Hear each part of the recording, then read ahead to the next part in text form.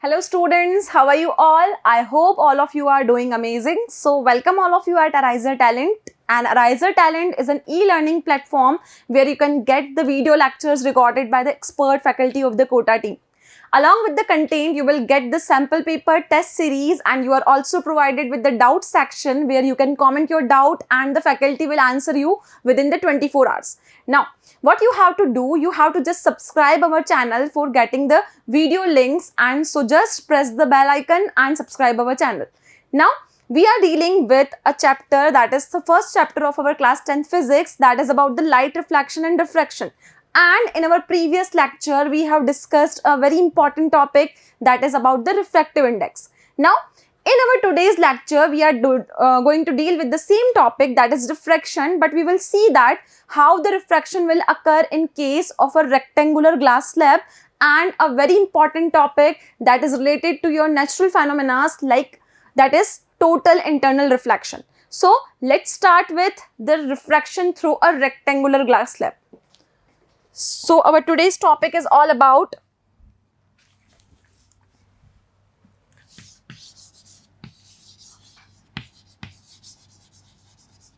refraction through a rectangular glass slab.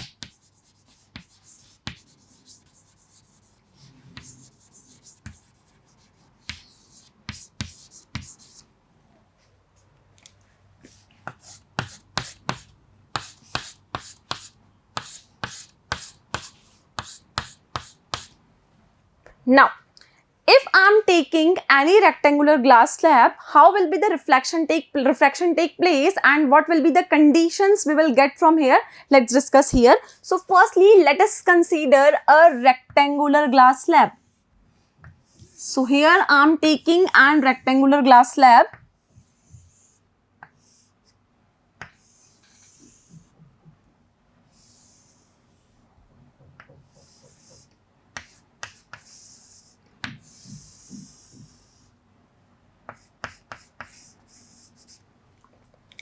Now, this is a glass slab, and you know that the glass will act as a medium. So, this will be our medium 2, and here we have a air. So, we have a medium 1, that is air. So, I can simply write here the medium 1, and we can write here medium 2.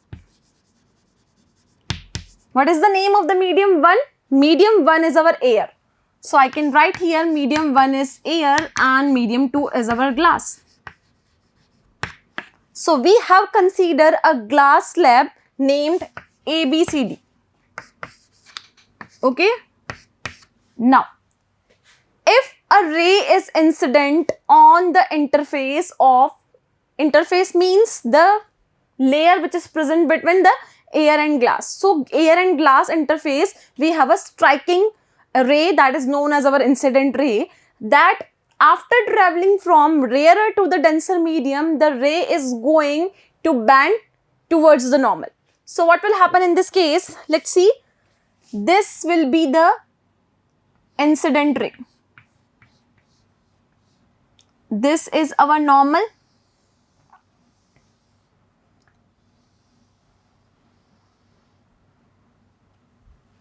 So, this ray is our normal ray, and this is a ray named PQ, which is going to incident at this surface, and this angle will be our I1. Now, this ray is bent towards the normal in the second medium as it is traveling from rarer to the denser medium, and I am assuming that it is refracted at an angle I2. This is the angle of refraction we have. Now, this is the case when we are having a air and glass interface. Now, if this ray is going to travel further, this will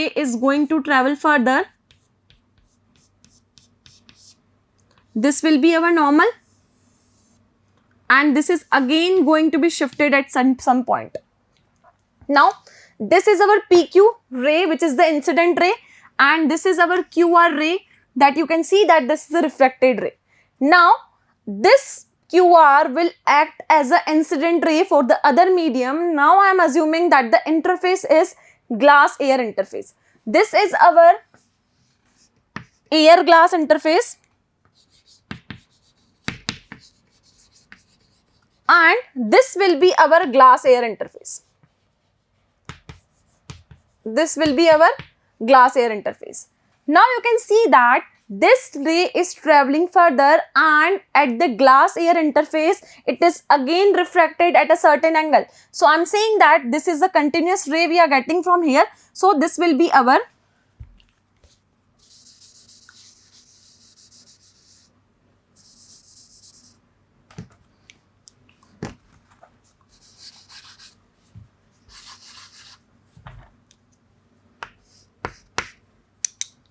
this ray is proceeding in the same direction, and this is our normal, and after incidence of this surface it is again refracted. So this will be our S point, and this is our PQ ray, this is our R and S ray, and I can name it as a T, and this is our ST ray. So this is the same angle I have, that is I2, and the refracted ray is forming an angle I3, and this is again our normal. This is again normal. So you can see that in this glass slab the refraction is going to take place twice. First at the air glass interface and second one at the glass air interface. And we are having the three angles I1, I2 and I3. Now you can see that the ray which is refracting again from the glass air interface is ST.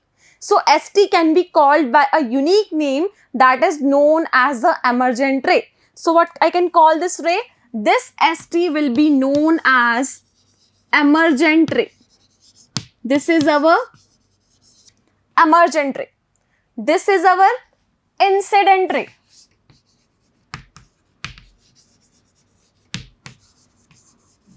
This is our refracted ray.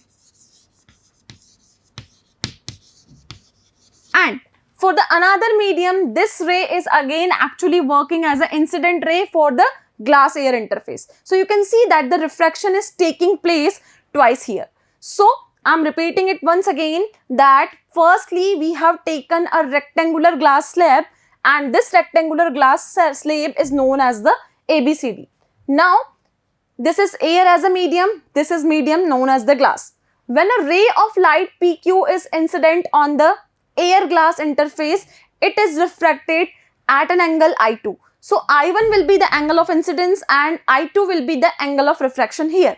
Now at the glass air interface, this refracted ray will behave as an incident ray, and it is going to incident on the interface between glass and air, and again refracted at an angle that is known as the I3. And after refraction, this ray will be known as our emergent ray. So I can say that the ST in the figure, ST in this figure is known as emergent ray. So you have to learn this new thing that this ray will be our emergent ray. Now we have to prove that this incident ray and emergent ray are parallel to each other. So let us do some derivation part here. So what we will do in this section, firstly consider a rectangular glass slab ABCD. Firstly we have taken a rectangular glass slab and it is ABCD. Now the ray PQ is incident at an angle I. Ray PQ is incident at an angle I, and QR will be our refracted ray which is refracted at an angle I2. So I2 will be our angle of refraction. Ray QR is refracted ray at an angle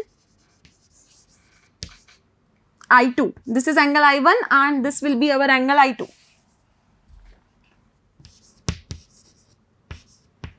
Now, in this first case for the air glass interface, if I am going to apply the Snell's law, which law we are applying? We are applying Snell's law.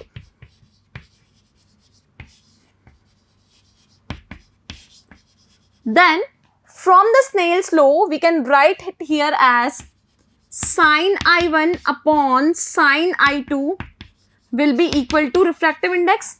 And what will be the refractive index in this case? The refractive index of air we can assume here is mu1. And the refractive index for glass we can assume mu2.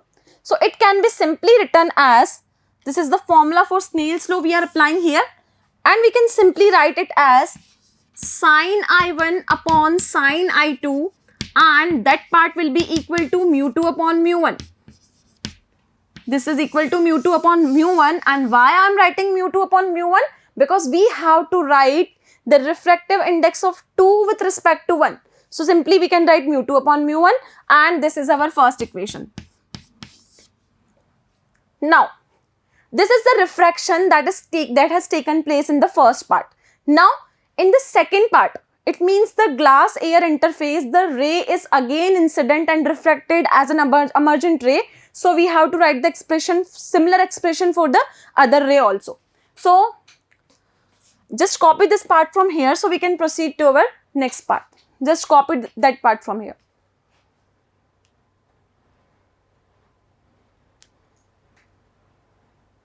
Now, consider the second point of incidence here.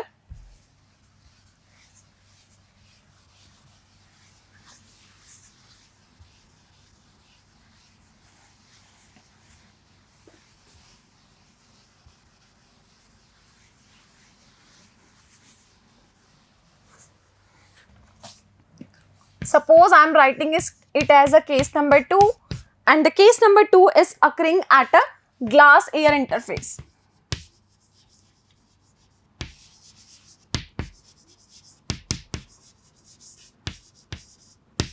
Now, what will happen at a glass-air interface? You can see that the refracted ray that is coming from here is behaving as a incident ray for the second part. So, I can write that RS is an incident ray. RS is an incident ray and incident and at an angle I2. This ray is incident at an angle I2. Now, after passing from glass to air, it is refracted at an angle I3, and that ray will be known as our emergent ray. So, I can write that this ray is emergent ray refracted at an angle I3.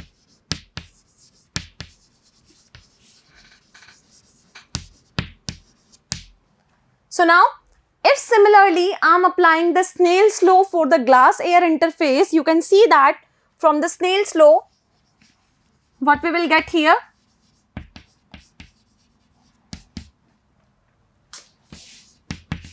Sin I2 upon sin I3 will be equal to mu1 upon mu2. This is the expression we will get for the second medium. Sin I2, it means angle of incidence. This is I3, angle of refraction. Now, why I am substituting the values mu1 and mu2? Because mu2 will be the refractive index of glass, and mu1, again this ray is traveling in air. So, mu1 is air here. This ray is again traveling in the air, that's why I have written mu1 upon mu2. So, this is the second equation we have. Now, this is our second equation, and the first equation that we have derived in the earlier case is sin I1 upon sin I2 will be equal to mu2 upon mu1. This was our first equation. Now, from both these equations, if I am going to equate this part, what I will get here? I will get here, in the first case you can see that mu1 sin 1 will be equal to mu2 sin I2.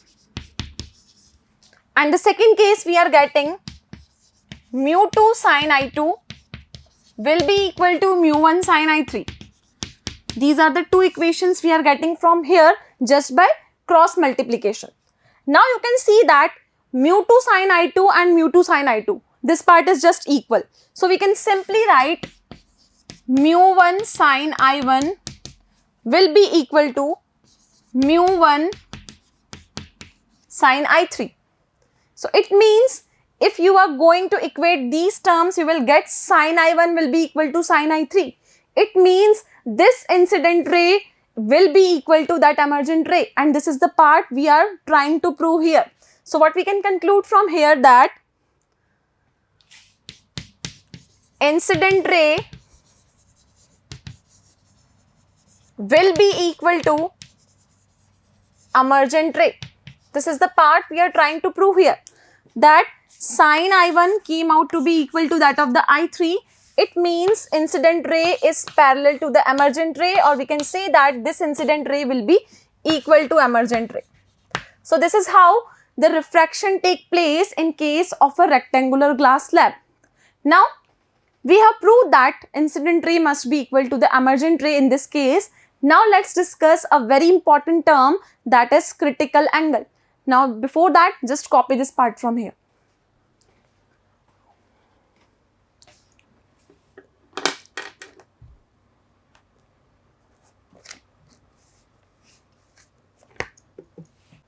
Now what will be the term critical angle states? Let's define the critical angle here.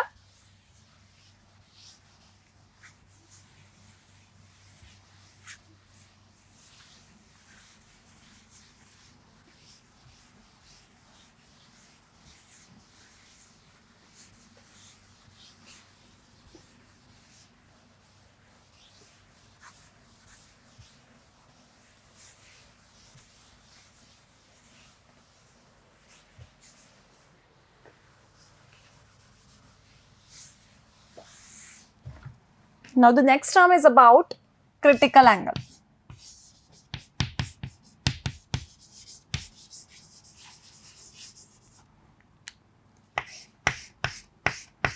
Now what is critical angle? We know that when a light ray is going to travel from denser to rarer medium than at the point of interface. Point of interface means boundary between denser to the rarer medium. When the ray is incident, for a certain angle of incidence, the refracted ray coincides to make an angle of 90 degree, and that angle will be known as our critical angle. So what will be the definition for critical angle? Let's write here. When a ray of light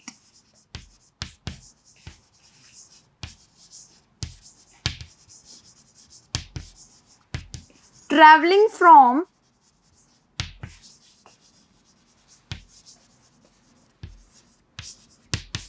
denser to rarer medium,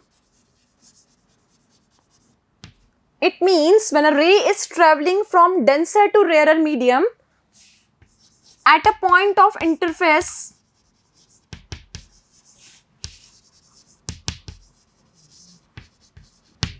for a certain angle of incidence,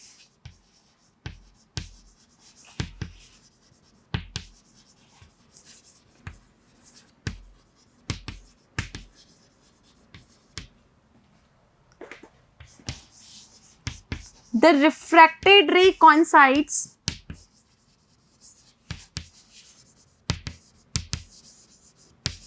and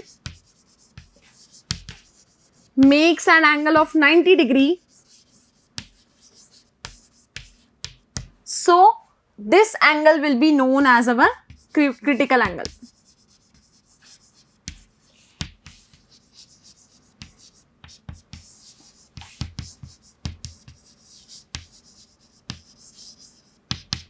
So that particular angle will be known as the critical angle. So I am repeating once again, when a ray of light is traveling from denser to rarer medium, then for a particular value of angle of incidence, the refracted ray is going to make an angle of 90 degree, and this will be our critical angle, and it is simply denoted by IC. This is how you can denote the critical angle. Now what will be the expression for the critical angle? Let's see here. In case of a rectangular glass slab, we have derived an expression mu1 sin I1 will be equal to mu2 sin I2. So this is the expression we have. Now in this case, mu1 will be our medium, which is denser. So denser here is glass, and mu2 will be our air. So I can write that mu2 equal to 1 for air and for the critical angle, the angle of refraction that it is making will be 90 degree. So I can also write I2 will be equal to 90. Why it is so? Because it is angle of refraction. It is angle of refraction. Now you can see that if in this equation, as I am denoting it as equation number 1, if I am going to substitute all these values, what I will get here? I will get here mu1 sine I1 equal to 1 into sine 90. I will get this expression. Now, mu1 sine I1 will be equal to 1 into 1 because the value of sine 90 is again 1. Now, critical angle is actually the angle of incidence when a refracted ray is going to make an angle of 90 degree. So, that I1 incident angle, I can substitute sine IC. IC means critical angle. So, this is equal to 1. Now, sine IC will be equal to 1 upon mu. And this IC will be equal to sine inverse 1 upon mu. So, IC we have to find out. So, it will be sine inverse 1 upon mu. So, this is the expression we are getting here for the critical angle. So, finally, this is the expression we are getting for the critical angle just by substituting the conditions in the general equation. So, what will be the value of critical angle we are getting here? IC will be equal to sine inverse 1 upon mu. So, this is the final expression for the critical angle and you have to learn this formula for solving the numerical problems. So, this is about the new term we have heard, that is about the critical angle. Now, after discussing about the refraction through the rectangular glass slab, let's discuss what actually the compound slab is. So, this is again a new term we have, that what is compound slab. But firstly, just copy this part from here.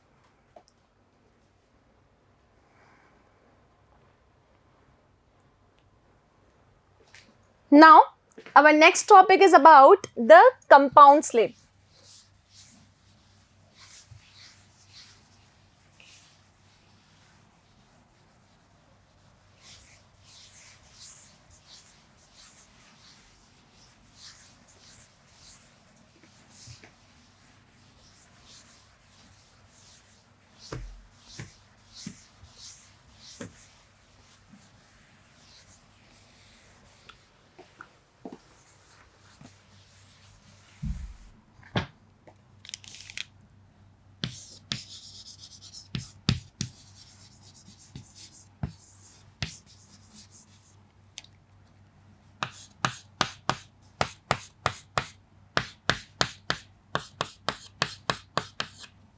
Compound slab.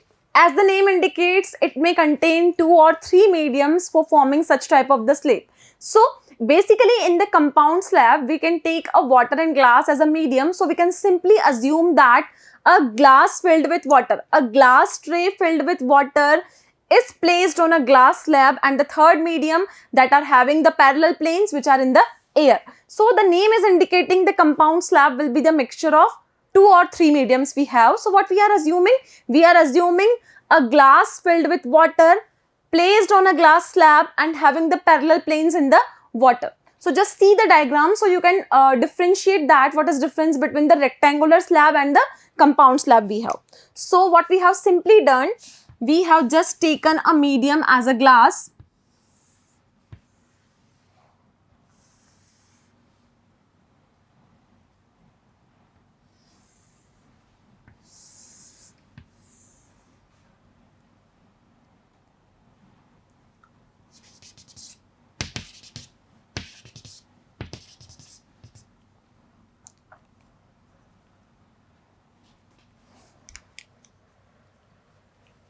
So, this is medium known as air.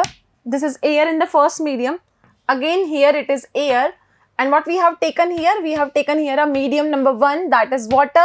And this is our another medium that is known as the glass. So, you can see that how the water, glass filled with water or a glass jar filled with water is placed on a glass slab. So, this water will act as a medium 1 and this is going to act as a medium 2. But we can say that there are the three mediums we have: water, glass and air. Now, in this compound slab, you can see that how refraction takes place. So, we will apply the similar concept we have just discussed. Firstly, I am assuming that a ray is incident on a surface. This is the incident ray we have. This is a normal. This is again a normal. And this is again a normal we have. Now, this ray is incident here. So, I can simply name this ray as a AB. This is our ray AB. This ray is incident at an angle of incidence that is equal to I1. Now, if it is traveling from rarer to the denser medium, it is going to bend towards the normal. So, this will be our refracted ray, and I can call simply this ray as a BC, and this angle will be our R1. This angle will be our R1. Now, at a water glass interface, this refracted ray is acting as an incident ray and is going to travel from water to glass. If it is traveling from water to glass, we can draw the normal here.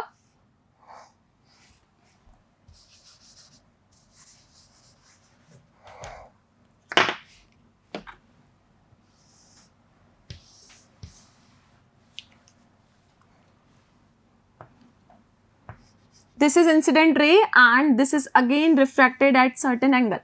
So, again if it is refracting, it is refracted at an angle of R2, and AB is an incident ray, BC will be the refracted ray.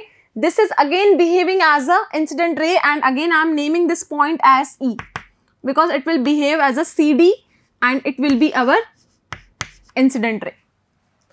Now, you can see that it is occurring here that a refraction is taking place twice, first in the medium 1 and second in the medium 2. Now what will happen? Again this ray will act as an incident ray for this glass slab, and this incident ray EF, this is having a normal, is again incident refracted at an angle that is known as R3, and this will be equal to our G. So, the ray is refracting 3 times here. You can see that firstly AB will be incident here. It is behaving as a refracted ray BC, and when it is traveling from medium 1 to 2, that is from air to water, it is slightly shifted towards normal. Now, BC will behave as an incident ray which is going to incident at an angle I2, and R2 here is the refracted angle. Now, this will again behave as an incident ray. I am naming it as I3, and it is again refracted at an angle R3. Now, you can see that this FG you are getting here. It means firstly the ray is traveling from air to water, then from water to glass, then the third media is again glass to air. So, this is our glass air interface. This is our glass air interface. And what is this? This is our water glass interface.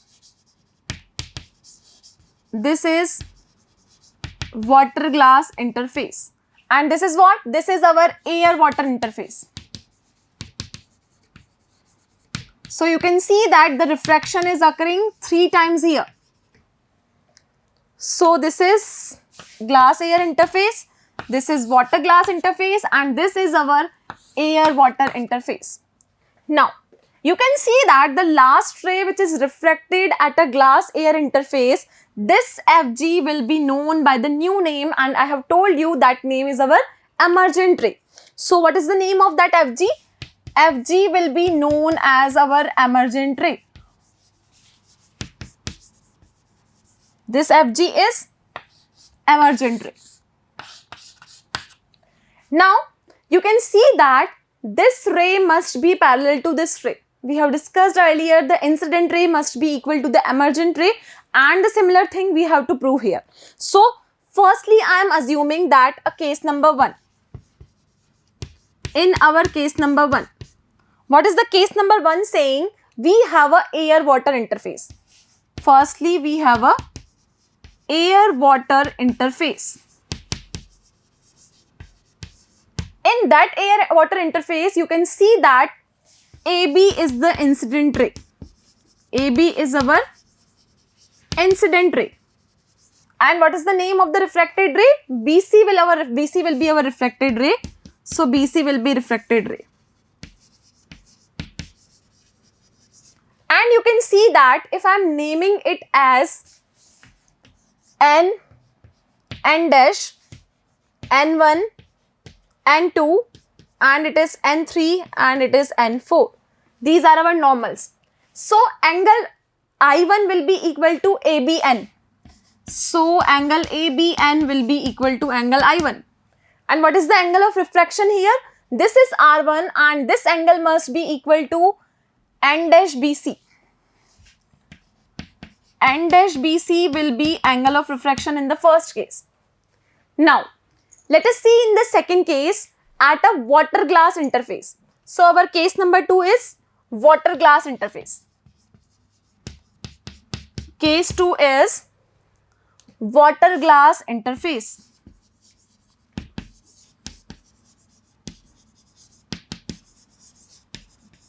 So first one we have is a air water interface and second one is the water glass interface.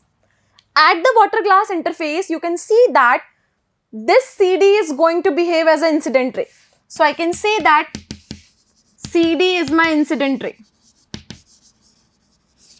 And what is the name of the refracted ray? You can see that this ray is having a refraction. So DE is our refracted ray.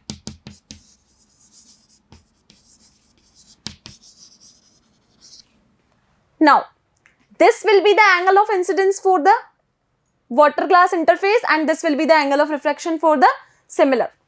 Now, in case number 3, you can see that again this ray will going to have a refraction and it came out to be as a refracted ray known as a emergent ray.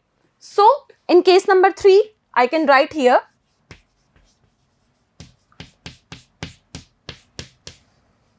in case number 3, this EF is acting as an incident ray. So I can write that EF is a incident ray.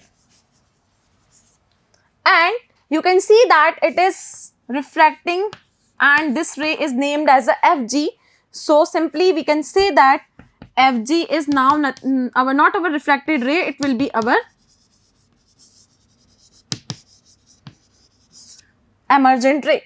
And this angle must be equal to this angle. So we can prove that these two are the parallel rays we have. So this is the similar case just like a rectangular slab we have. So you have seen that in a compound slab we do not take any one single media. In spite of that we have taken 2 or 3 different medias. So compound slab is a name indicating that we have to take 2 mediums and they have the planes, that is the plane faces it must be in the air. So one thing you have to keep in your mind that the incident ray must be parallel to the emergent ray in case of both the glass slabs. So this lecture is over here. In this lecture, we have a discussion about the rectangular glass slab and the compound slab. Now we are left with the new topic, that is total internal reflection, that we are going to cover in our next lecture. So this lecture is over here. Thank you so much and have a nice day.